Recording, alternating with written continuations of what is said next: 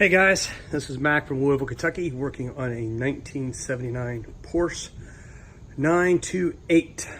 This is a pretty neat car, and I'm finishing up the master slave cylinder, and I wanted to give you guys some tips and tricks. This is not an easy job.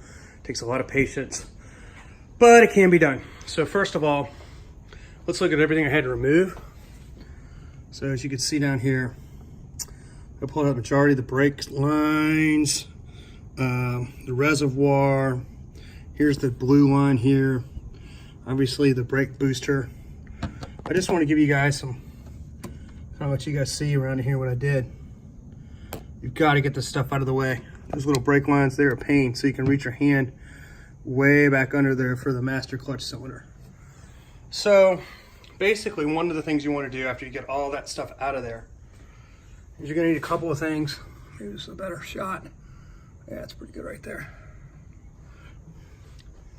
I strongly recommend that you do both your slave. This is your slave cylinder.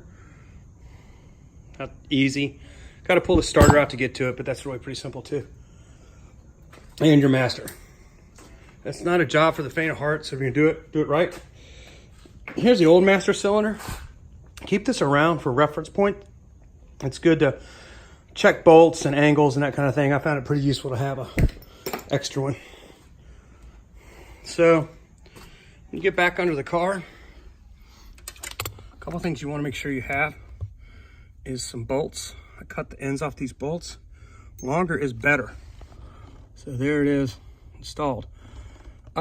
Take the blue hose and the brake line hose off the back of your master cylinder.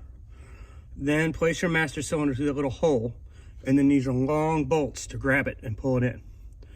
After you get the bolts in, one at a time, take one bolt out and use those other bolts with the spacers to get back in.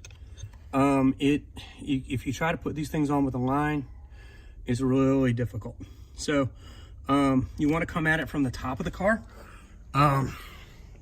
So that's kind of how you access it. And if you have, I'm about 5'10" and 180 pounds. If you have big arms, I don't know, you can cheat. What a lot of people do is they will cut a hole in their fender well down here. Just kind of go straight in through here somewhere. This is a 79 manual, which is kind of rare. So I didn't want to fool with it. This harder way to do it is crawling back through there with all the junk. Anyway, make sure you get your daughter's field hockey stick for good luck. Requires a lot of patience, but I hope this was helpful.